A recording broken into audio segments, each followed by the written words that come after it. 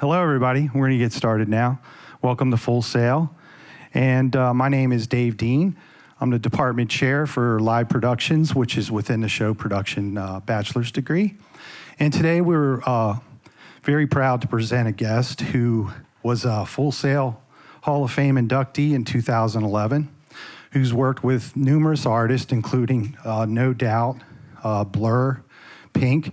Also did some live stuff with Madonna. So I'm pleased to present Mr. Sean Spuehler.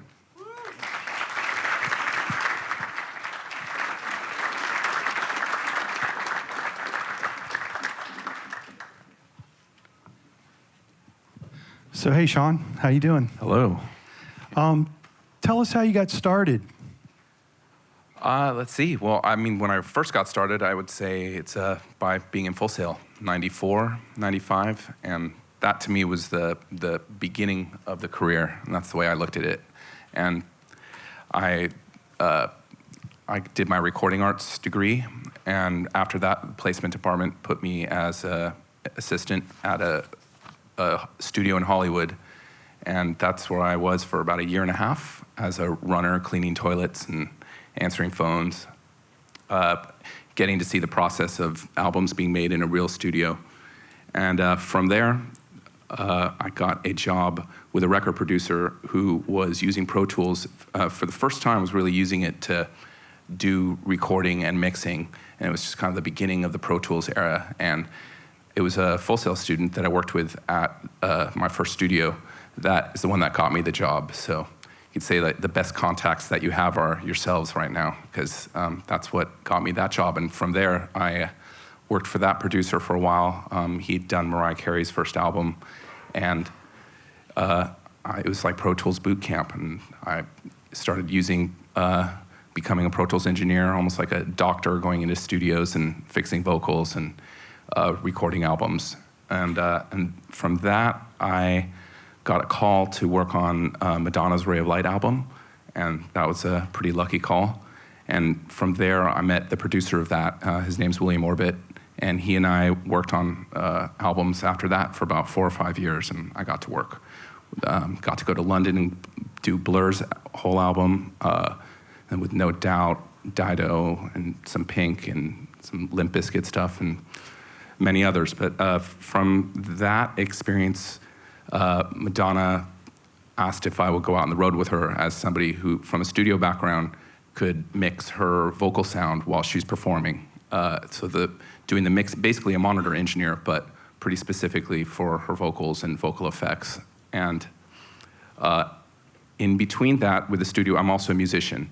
So the whole album process, as a Pro Tools guy, you're really not just engineering, and you're arranging and editing, and you're making comping decisions, and where should the guitar be, and you're really shaping the album. And there's not much difference between that and writing your own stuff.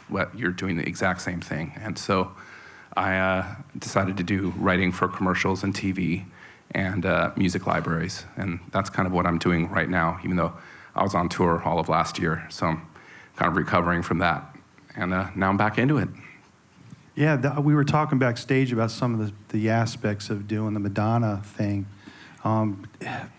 Amazing to have 2 different monitor engineers working together, and you did some very specific things just for her vocals that were kind of unorthodox and unique. Could you explain some of that, how you had that set up, and what was the idea behind it? What was she after?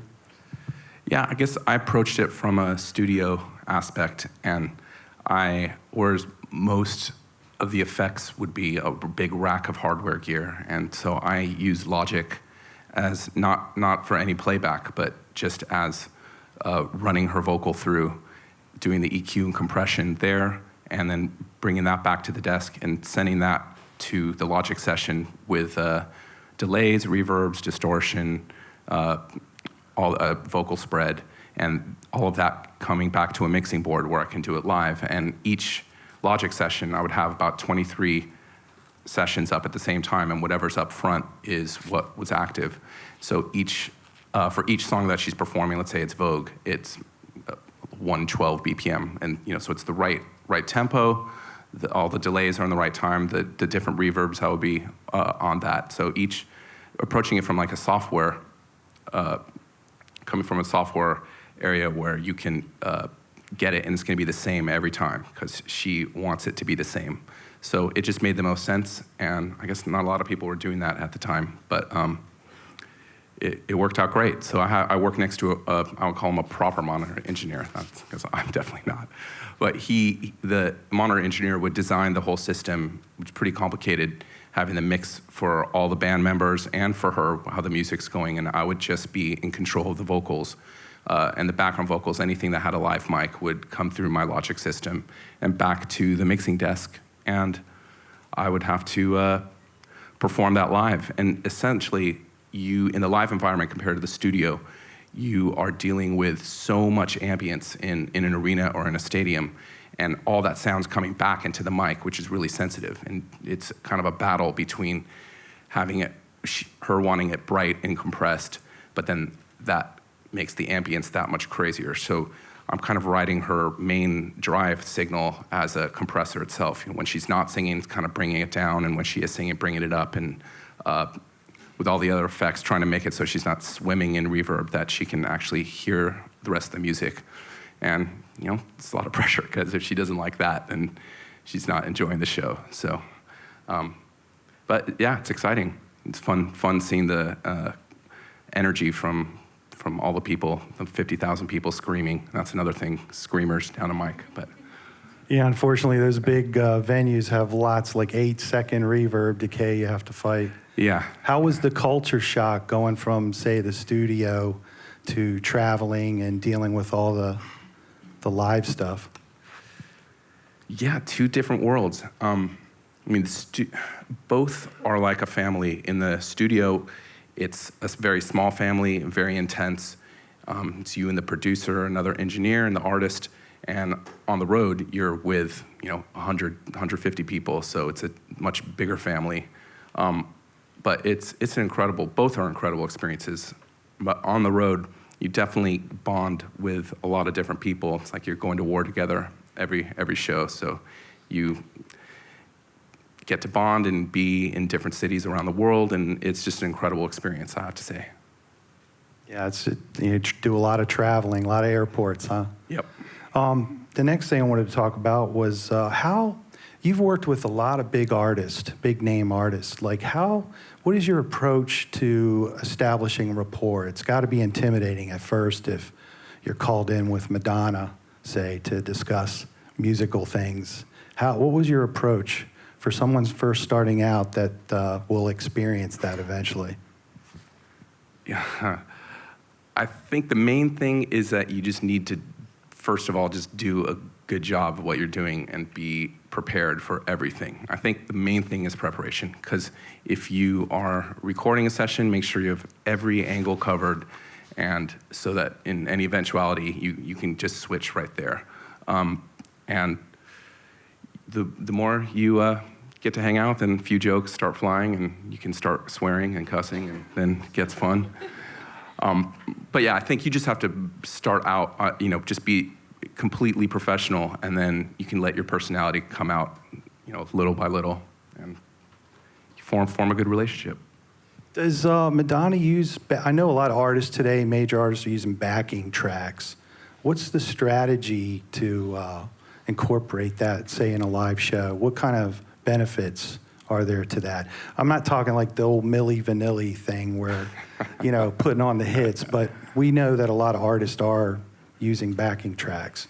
How's that incorporated? Well, it makes sense. I think people who go see a show want to hear it like the record as much as possible. So you have them singing, and we have a programmer whose job it is to run the playback system, and it has, imagine the whole multi-track happening in rehearsal.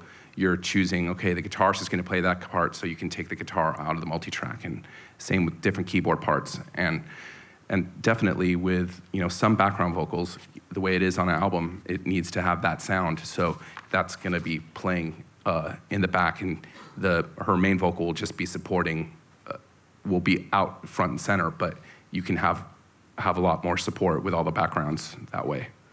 Did you have anything to do with the Super Bowl when she did the Super Bowl? Yeah. Was that kind of the same Yeah, along those exactly. lines? Yep. Yeah, that was a pretty good show. You mentioned that you do some stuff on the side. You create music and work with, say, corporations and develop stuff for them now. Could you explain the workflow? Because I know it's kind of a different animal compared to doing some of the major artist thing. Yeah, doing commercials, you, as a freelancer, you get,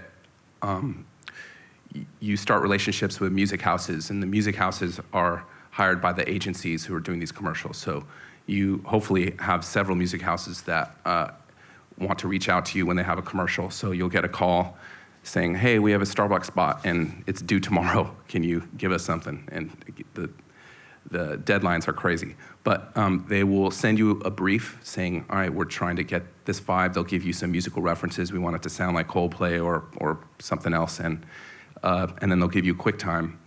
And you have to write, within a day or two, a spot, usually about a 30-second spot. And you hopefully, you're in competition with a bunch of other writers. They're in-house people and a bunch of freelance people. But if you just keep doing good stuff, the music house will keep calling you back, and hopefully you land a few. But yeah, you mentioned earlier about the importance of networking. How, at this point in your career, how important is it now? Saying if you're first starting out, obviously it's important to get started, but what percentage of gigs would you say you get nowadays based on networking? It's everything's networking. I mean, just doing a good job at whatever just writing the music for a gig that you're on, and that's networking because you want to get called back by the people you're working for, and everybody you meet, I think your reel that you build up, then that speaks for itself, and you can use that to get people interested in using you for their next project.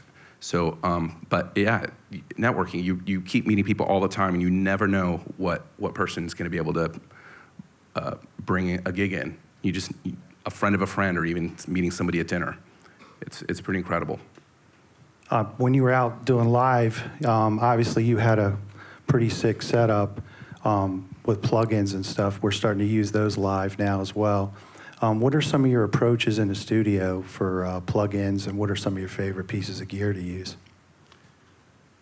Oh, that's a good question. I mean, so open-ended. There's, the wave stuff is just kind of all very standard and great.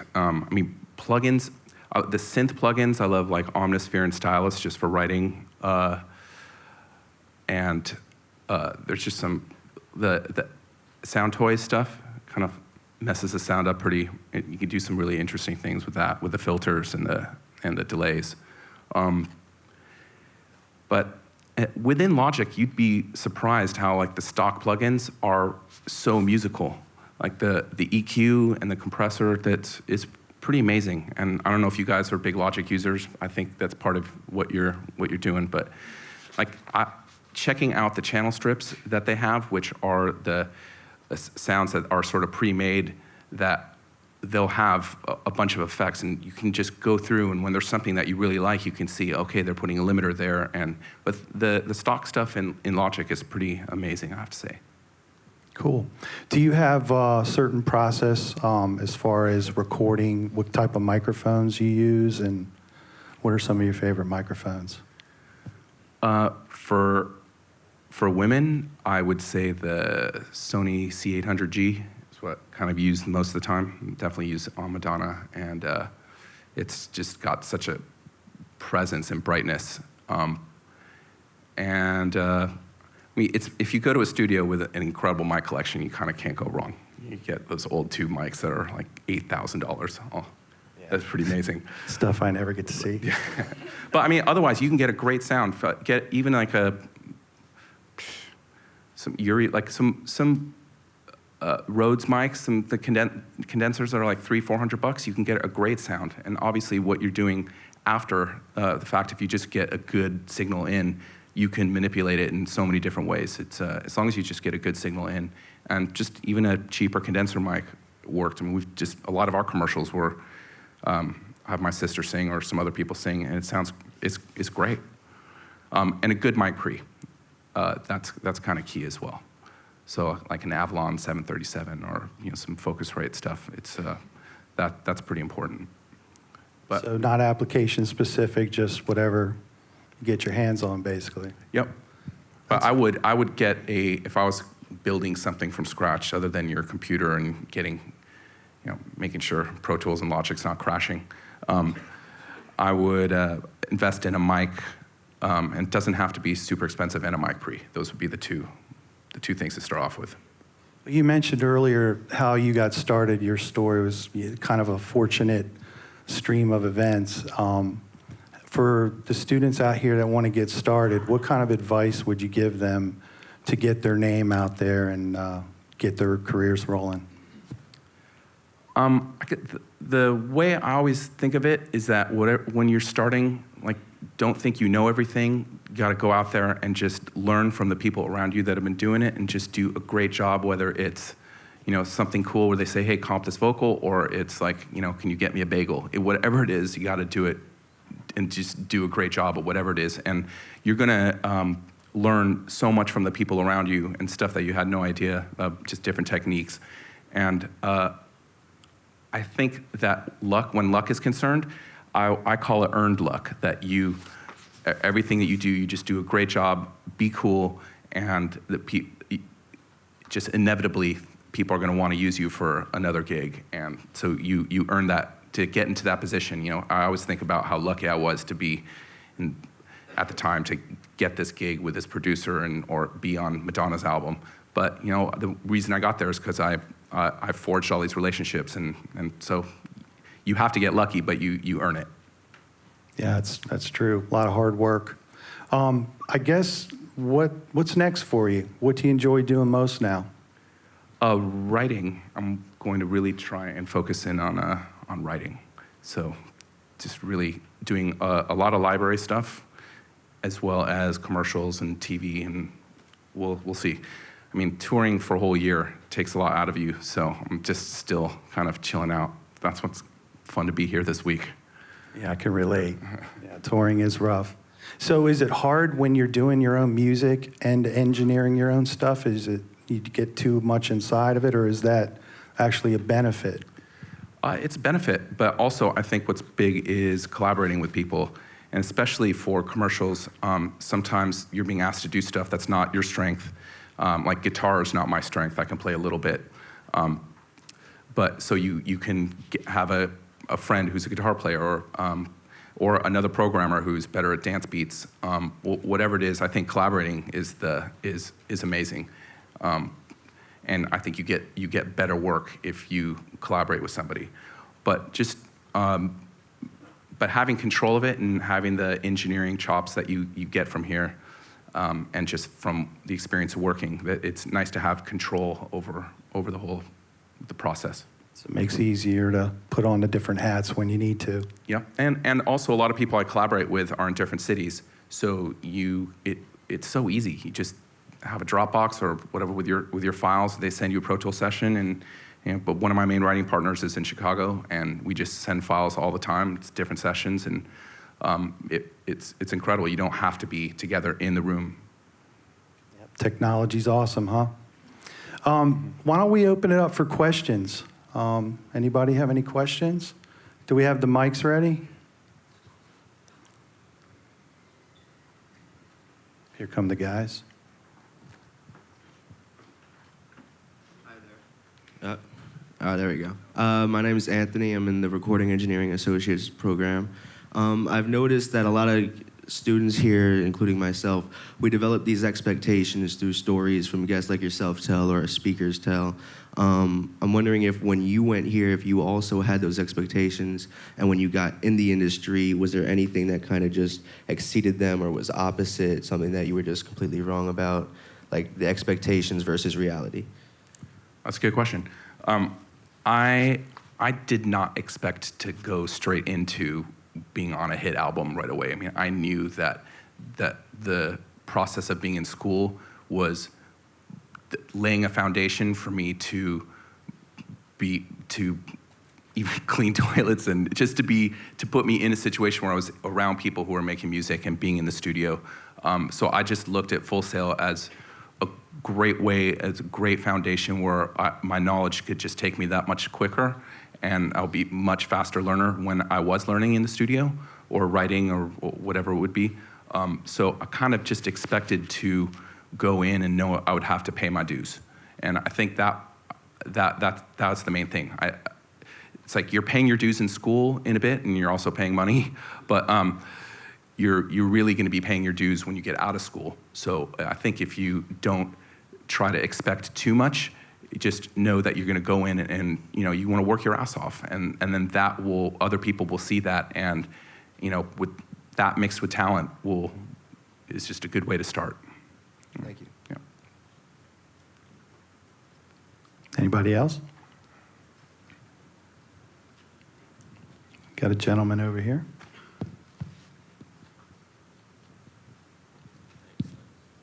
Hey, my name is Justin Black. I'm in recording arts, bachelor's, and I just wanted to know, kind of open-ended question, what's your motivation? What motivates you to get up every morning and do what you do?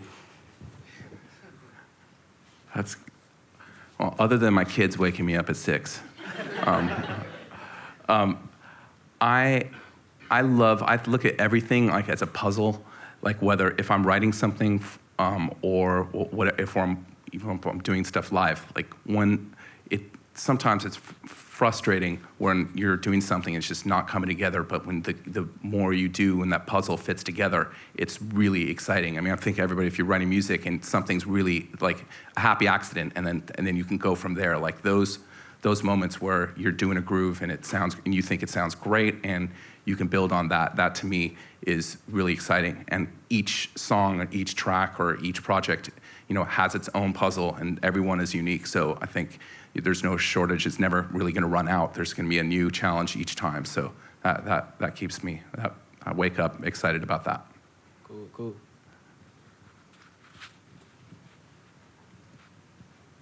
Anybody else? So, Sean, I'm a live guy. I know we all have our road stories. Do you have any funny or interesting stories on during your travels with Madonna? I know she put you in an awkward monitor position the first time out. Yeah, first tour, she put me in the front center of the stage. So, which when they did that, everybody was like, "You never put a monitor console there." So I was literally, the front row was behind me. And so that this was my first really big tour with her, so she could really tell me without saying any words how she felt. It was pretty crazy. And then in Vegas, being right next to the front row with the high rollers, after the show was over, this guy came up to me and said, "I'll give you $10,000," and he showed me the cash if he could go back and meet her. And so I'm like, "Sorry, she's long gone. You can give me 5 and you can meet the band." But I actually told her about that the next show, and she just said, "All right, make it 500,000 and we'll split it."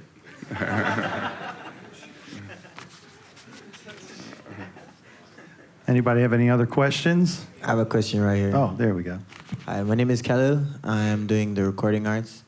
Between being an engineer live and in the studio, and also a musician, which would you say is, I guess, the one you're best at and the one you're least good at? And how do you deal with that? Just, while you're engineering, when you get musical ideas, how do you stay on your toes doing all of that, So how do I? Just how do you battle between, I guess, just constantly, well, you just finished touring, you said. Yeah. So now you're doing your music. Yep. But while you were on the road, like when you got ideas or stuff like that, I mean. Yeah, that's a good question. I had a you- laptop, and I had a little MIDI keyboard, and I would be in hotel rooms and I would keep having ideas, and so, which is actually fun because I'm about to kind of hear a lot of those that I did on the road. And I didn't have to finish stuff, but I just put a lot of ideas while I was out there, and I had Logic and Ableton and Reason, and just would come up with different grooves while I was out there. So that's how I would kind of balance both, make the road more tolerable. Anybody else? Question, Sean. There he is. Hi, right here in the back. Steve, I'm one of the instructors. I was really interested in the technical side of the plugins and the Logic sessions you were using for Madonna. I know that she uses in-ear monitors, and if you're taking the signal and it's running through your laptop and then it's coming back into the console, I would imagine there's significant latency that's happening. How does that affect her ears if she's singing and it's a millisecond behind or more because of plugins and whatnot? Yeah, I hear you. The latency isn't that bad, and we have it in Logic. You just set the buffer to the lowest setting to 32, and it's pretty negligible for we were using a Focusrite Liquid channel, which was a digital piece of gear on a tour before, and between that and what we were doing, there was you could hear some stuff, and so we got rid of that. But generally speaking, the chain of her vocal splitting in, going from the computer right to the desk, was pretty good. And then I'm putting a vocal spread on, which is not the vocal spread plugin, but there's in Logic it's called sample delay, and it's delaying each side by a few certain samples, so you get kind of a stereo effect that way. So in a way, having a little latency kind of spreads the voice a bit. Gotcha. But the dry signal though it isn't too much. There are some plugins that we put on the main vocal that would just make it unusable. So if on the main channel we would make it as the less latency as possible, and then it worked out surprisingly. Was it the same effects for her ears that were getting sent to the front of house? They're sharing? The front of house guy would probably use my delays. What in her ears, she needs it brighter and a little more compressed than what would work coming out for a PA. Because for her, to have that bright sound, if you did that in the PA, you just get feedback the whole time. So the front of house engineer would use my sort of spot delays that I would, and then he wouldn't have to worry about it. So on certain words, when I'm punching in a little, delay that goes on her voice on certain words, so I think he would just have those channels up. He would use a reverb that would work better for that, because my reverb is going to be pretty big in her ears, and of course you have the room, which is reverb enough, and also like little distortion sounds kind of better in the ear than out in the house. But he could kind of pick and choose what he wanted to do, and that we rehearsed for 3 months. So a lot of that process is knowing what he could use and what not during that process. Nice. And in her mix, primarily her vocal, does she have a kind of a wide range of everything? Sometimes you listen to people's intermix and it's like just me, that everybody else turned them off? No, it is definitely very music oriented, but I mean, she has to be pretty loud compared to the rest of it, but it's definitely more of a mix of the music than probably other singers who don't care as much and really want to make sure they really hear themselves and the beat. But for her, I think the process of rehearsal and the intermix, she's chiseling that mix the same way she would work on an album. So that the mix in her ears, the whole time she'd like, okay, no, turn that sound effect down a little bit, turn that guitar up a little bit. And it's kind of crazy. I mean, it ended up being kind of like a studio mix in her ear. And her vocals really have to fit above that, but not too much. It's a delicate balance. Thanks, Sean. Yeah, thanks. So you were feeding the front of house guy dry vocal as well, right? No, he processed the dry vocal himself. Okay, cool. We had a question, lady down front.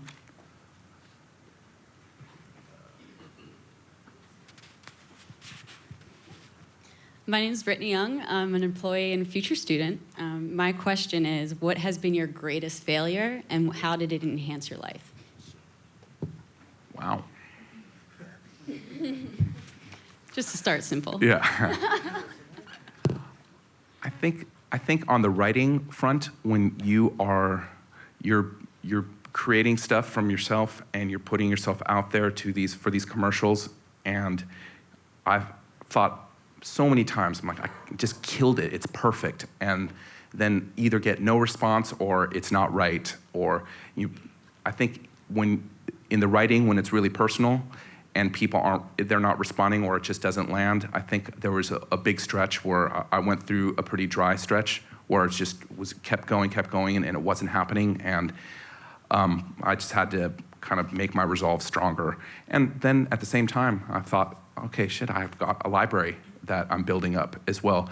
And it turns out that some commercials that did happen, I would refer back to those tracks that didn't make it as the basis for future tracks. So nothing was wasted, but there was definitely a hard period where you're putting yourself and you're putting your music out there and not getting much of a response, and you just got to keep going. Thank you. Anybody else? There's a couple questions over there.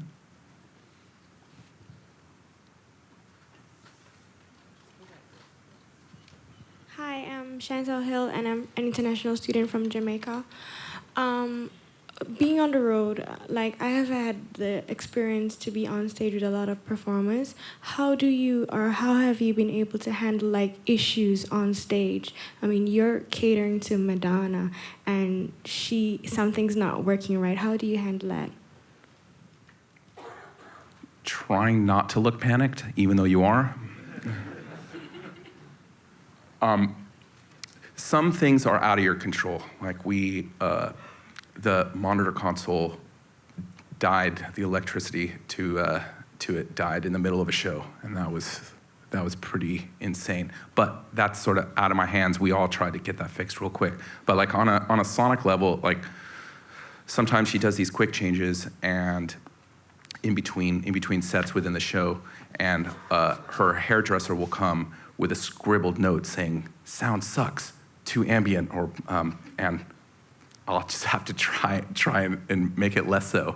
I mean, I think after this is like my 4th or 5th tour with her, plus numerous other things, I feel like I know what she wants, and when you have to determine whether it's just something in her head or if it's a real problem. And if it's a real problem, I mean, I'm always going to try and fix it no matter what. But you kind of have to, when she brings something up or is really unhappy, you can't like jump. You have to sort of be calm and figure, okay, don't go crazy and changing things too much, because this has generally worked for most of the tour. So different venues sound different, and some places are just really ambient. If the front of house guy has the PA up more than he does, you wouldn't believe how much that affects the ears. So you kind of have to take all of that into consideration and just try and be calm. And luckily, I think there's a trust level with her now that it's been going on for a while.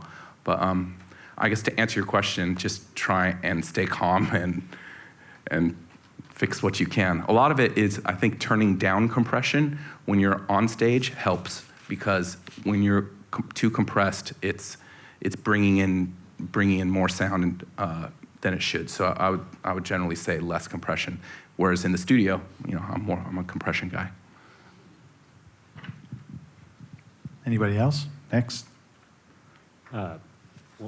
Jeremy, and I'm a show pro bachelor's. My question was very similar, so maybe it's the same answer, but what was maybe the biggest crisis in the live side of things that you've had to face, or your crew, and how did it get fixed? So the power going out sucked.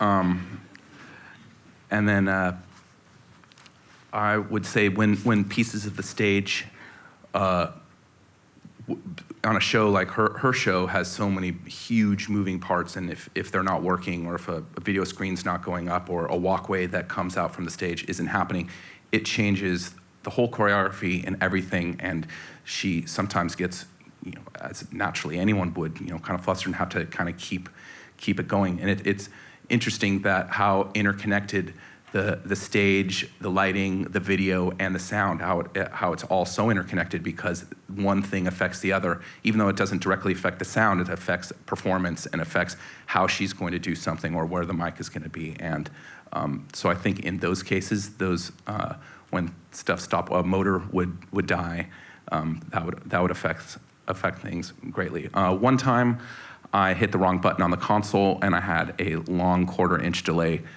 going on for too long, and every time I pulled down the fader, it wasn't doing anything. So she kept on singing, and there was a long delay on her voice, and I think I did panic.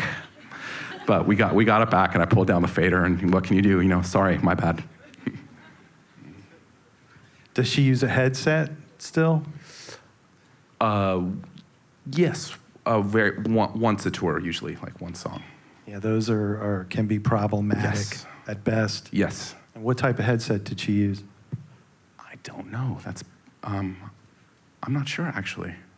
That's Probably kinda change bad. them out often. Oops. Yeah, if I know I use a headset a lot, and we have to change it out quite often. Anybody else?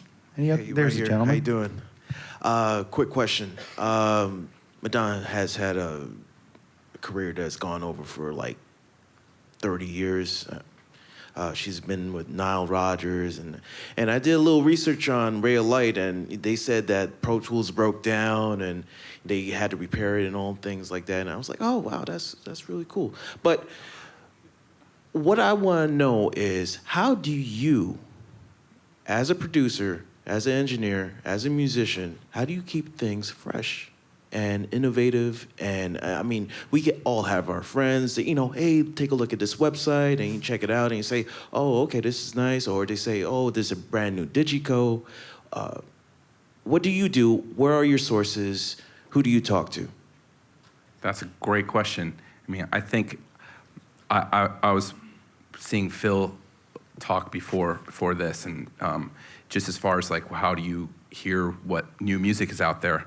And really, it's from friends, and other engineers and other producers, what gear they're using, and just the same way you guys probably get excited about a new plugin or something that it's done. Like you'll hear your friends talk about, oh man, you got to check out, this plugin that's going to mangle the sound, and it makes you want to try it. And sometimes you'll go to their studio and they'll show you a bunch of new plugins and something that you may had never even thought of using, and it gives you inspiration. And I think a new synth plugin or a new distortion or effects thing that will give a sound that you hadn't really used before. So I think really your friends and what you're hearing on the radio and talking about it with them, and will get you excited about new kinds of sounds. I mean, that's kind of a stock answer, but how. You're fanatic, and it doesn't have to always be about gear. No, it doesn't have to always be about gear. Or particular review or whatever, but Right. I mean, we get like electronic musician at a newspaper stand. Are there something that not all of us in this room might have heard of before that you take a look at every once in a while? A website, a particular journal?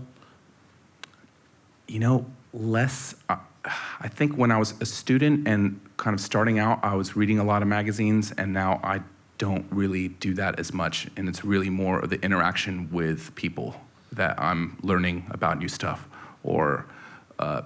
and really too, being in the studio with somebody like who's a friend who's a DJ and is doing. I remember years ago and seeing him side chaining, using the compressor and using the side chain to make the music breathe, and using all that. Like I was like, oh shit, I could do that. That's not that hard, and that's commonplace now. But back when that was starting, I learned that through seeing my friend do it, and it made me experiment. And I think that's when you are writing, when you're checking out gear or plugins or just want a new sound, you are experimenting basically. And so better to get the tips from some people you trust and know. And you're doing the same to them. Okay, great. Thank you so much. Got the lady in the back.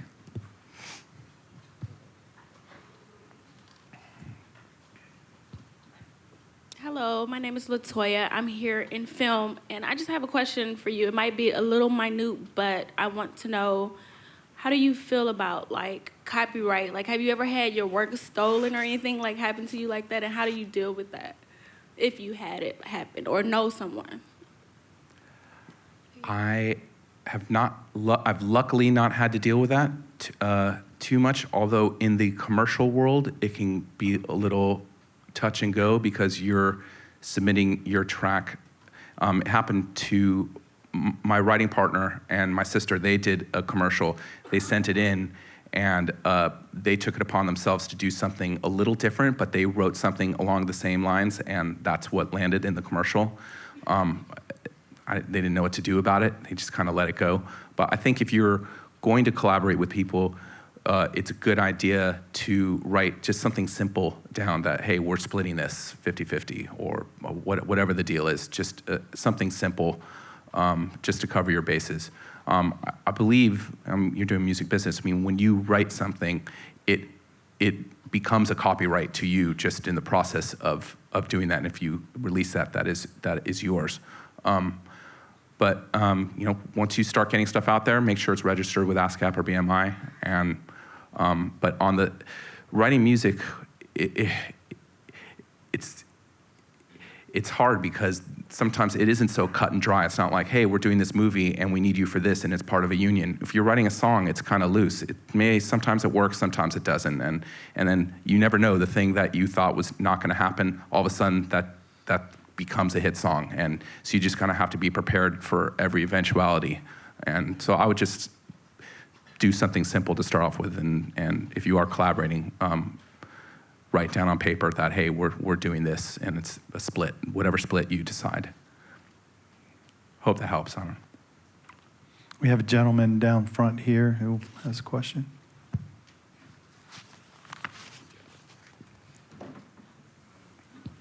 Hi, my name is Alejandro. I'm from Colombia. I used to work for cruise ships and in a recording studio, and I always have this question. I used to do a lot of freelance, and I wanted to ask you, how do you handle business side and the creative part? Because sometimes I get gigs that I'll get paid really good, but it's not really what I want to do. I prefer to have more like a job in a studio. So how do you handle both sides, like creativity and business? As far as handling the business, as long as you say upfront that you agree upon what you're getting paid, then you can kind of put that aside because you know what you're getting paid, so you can just be creative. If you're unhappy with what you're getting paid, that's your decision to do it or not. Yeah, I say it because sometimes you'll get people that will tell you, okay, do this for this big artist, right? But there's a low budget. Right. How do you tell them and go and tell them okay, I'm willing to do it, but it's I'm charging what I charge, what. This is what's tough with music lately, and I think you will end up doing a lot of stuff on spec. It's just no way around it, because a lot of times you're doing something that may not really happen, so there isn't really a budget if your thing isn't really happening yet. If they decide to go with your song or for something, then great, then you're going to get paid. But a lot of stuff, unfortunately, is on spec, and I think you're going to have to know that going in. And then at some point find that balance, be saying, if you can draw the line, I'm not going to do anything on spec anymore.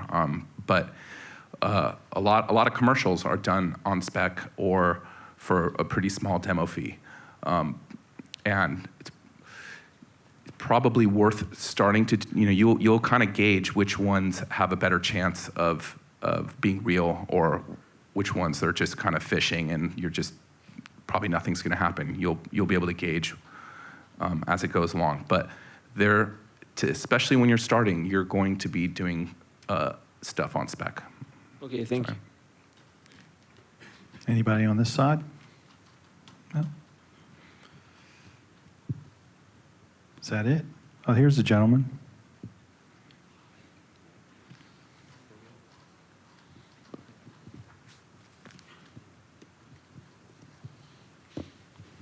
Hey, I'm Javon from Atlanta, Georgia, in recording arts. I heard you mention doing business and commercials a few times. Is that something you chose to do because the pay is good, or is it just out of passion, being a writer?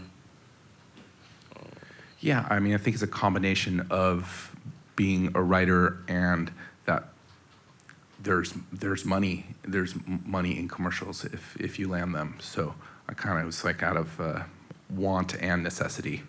And I kind of really envisioned doing commercials and library music kind of in tandem, so that I would be creating a library that would help the commercials, and the commercial music would help the library, and it fit together well for me. But as far as writing goes, I think there was something I really enjoyed. I think I got lucky. I got the first commercial I ever was offered, I landed, so I'm like, this is easy. Well, it wasn't. But I like the challenge of writing something to a piece of video, like a short thing. I like the challenge of trying to create a mood for that little small spot, and so that excited me as well. But there's just more money in commercials as well. Because it's less competition? What's that? Is that because there's less competition in the commercials? Well, there's a lot of competition now, but that's because because corporations are paying the bill. Other than record, that is some records make a lot, but a lot of stuff you're putting out there for free to try and get a name for yourself. So there isn't as much money in records as there used to be, but so it's kind of a balance between like I'll still produce some artists, but that feels more risky to me than doing commercials. But at the same time, I love it, so you never know what's going to happen. All right, and last thing, I think you already mentioned it, but can you repeat how you went about pitching your ideas to the commercials? And would that be a different process for us than it would be for you? Well, I think, yeah, starting out, the process is getting a relationship with a music house. That's how it was for me, and they're the ones that are getting the actual work from agencies. So music houses are the source of that they are hiring freelance writers on project-to-project basis. If you meet people who are actually doing commercials, like let's say I'm doing some stuff, I'm always open to collaborating with people. So maybe if you find someone, even like me, you can be a part of somebody who's already kind of has their foot in the door, so you can get in that way as well. Thank you. Back to networking, huh? Yeah. Anybody else?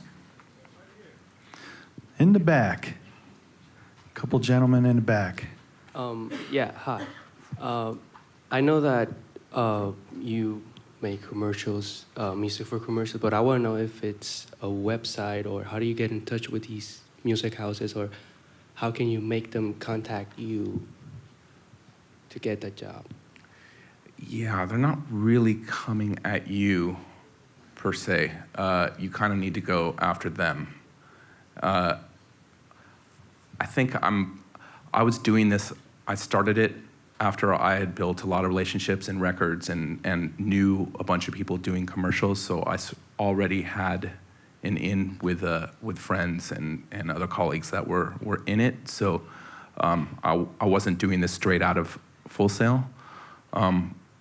But what I would do is, if you're making great music, just keep writing great music, and that just create a vault, create your own library of stuff. And I've heard, I think a lot of companies now are even having contests where they're saying, hey, submit your music, and it might get in. I mean, that's a long shot, but if you just keep building your library and you're meeting people who are looking for stuff, people really do.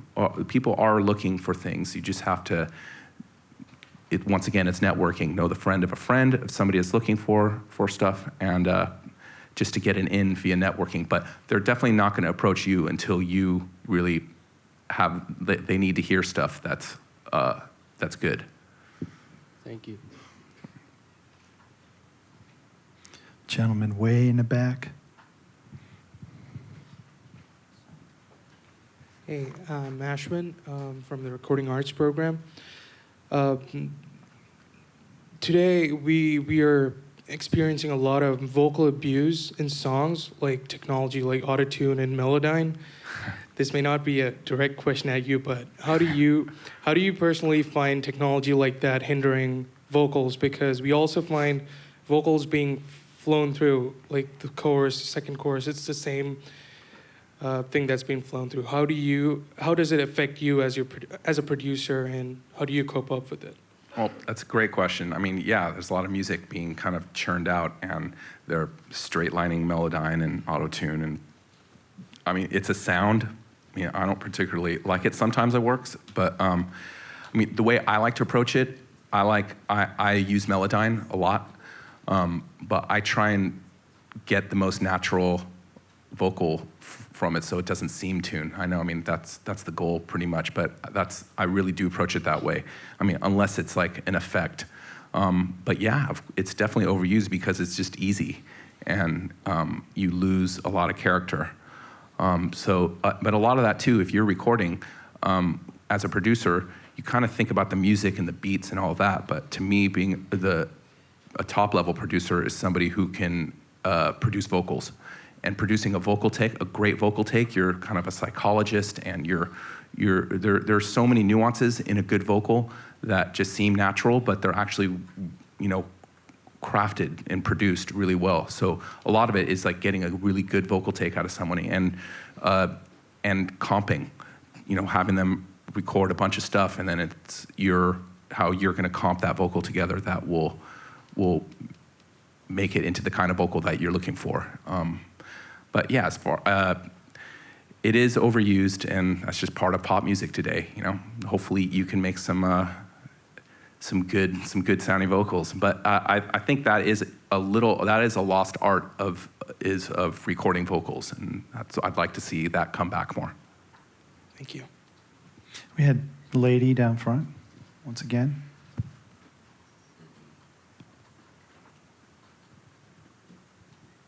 Thank you again. My question is, who were you before you found Full Sail, and what was that discovering moment? How did you find us? I had graduated from four-year college with a political science degree, and I worked in an account. You remember the TV show Unsolved Mysteries? Yeah. I was on their accounting department. But I always played music, always played in bands, and I was always interested in recording. And I had a Walkman when I was growing up and listening to music every night. I was so interested in it. And I think after being in an accounting department, realizing this is what I always wanted to do, I was like, fuck, let's go for it. And then I looked for schools, and Full Sail was the best one out there. So I kind of took my car and drove out here. Excellent, thank you. Yeah. Anyone else? Okay. Hi, Sean. I'm Ryan. I just have, I wonder if you could break down your schedule for us a little bit. So, because it's kind of hard to understand maybe how often you go back and forth between commercial work and your touring and your studio work and that life. So could you break down just kind of a typical day or a typical week in your life, and maybe like starting with this week, like give us an idea of what you're about to approach in the coming week or the coming month? Because obviously not everything is right in front of you. A lot of things are spur of the moment, but as much as you can kind of explain what your daily or weekly life is like. Sure. I mean, it's cut and dry when it comes to the touring. So when the touring's happening, then it's the tour, and Madonna's the only person I tour with. So that's when I did the first one, I thought that was gonna be the only one I ever did, and then she happened to go out every few years. So that it's a curse and a blessing, because it's not what I want to do for my whole career, but it takes you out of the game for a bit, but it's such an amazing experience, and you do meet so many people. So when I'm out on the road, it's that's a known quantity, and then when I'm back, I will, if I'm approaching the commercial world, then in a week I'll be emailing and calling music houses, letting them know that I'm around. I will have a library or 2 library albums that I have going on that if nothing else is happening, I'll be writing for that. And then when commercials come, then I'll just drop that and work on a commercial. That's typically when I'm in this mode how it kind of goes at the moment.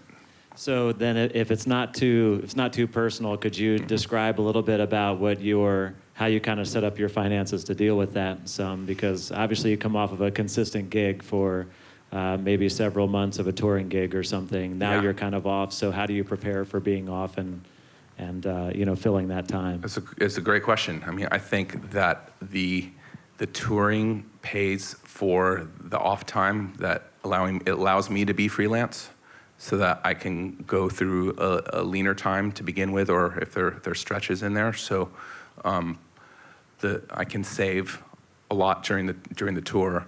And when it comes down to the writing aspect, it is so freelance and up and down. I mean, if you can hit something and then that will pay for a bit. So I definitely like the consistency of the paycheck coming every 2 weeks on a tour. I can't lie. Per diem. It's not a bad. Those are 2 great words together. I think you're just balancing out the unknown within the freelance world and the financial uncertainties with the creativity and excitement that it brings. And so I kind of I can live with that as long as I'm landing enough to pay the bills.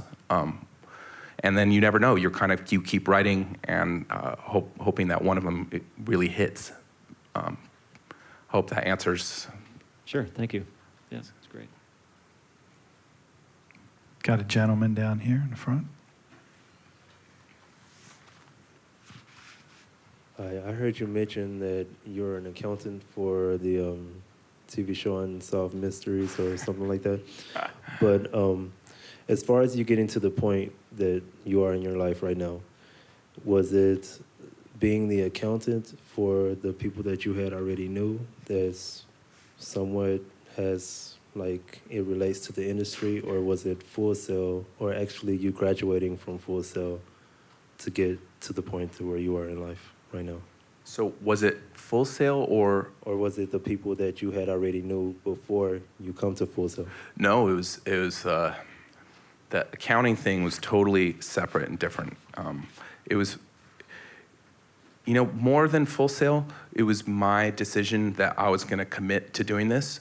And once I made that decision,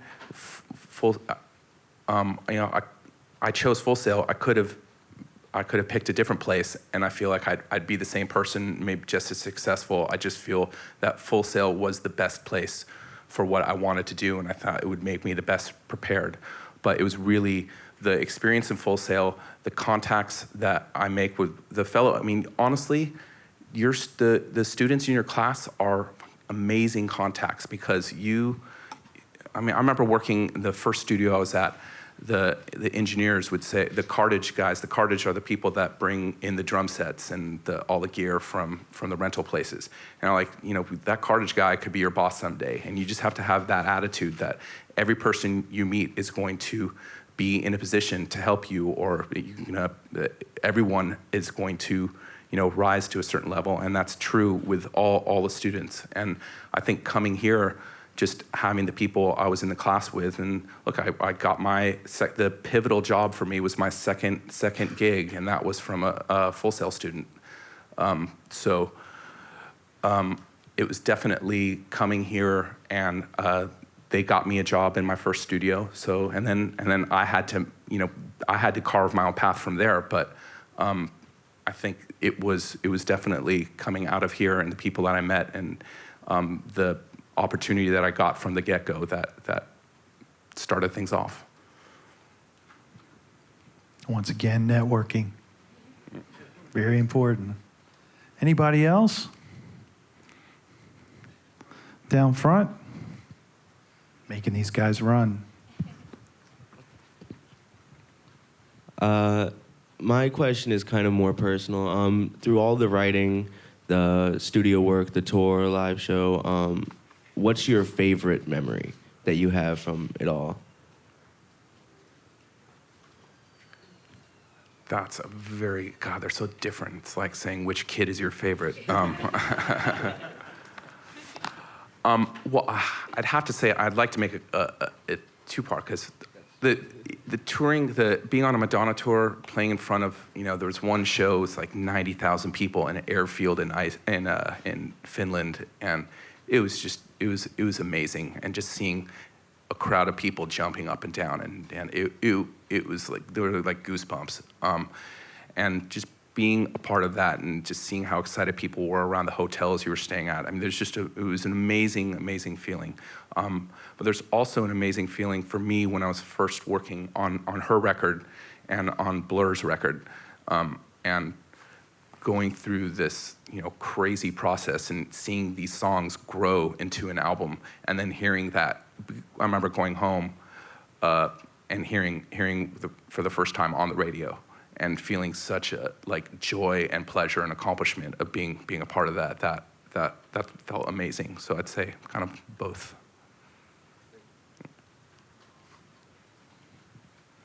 Anybody else? Okay, well, I'd like to thank Sean for coming out today. Really amazing insight. Appreciate it. Everybody give him a round of applause. Thank you.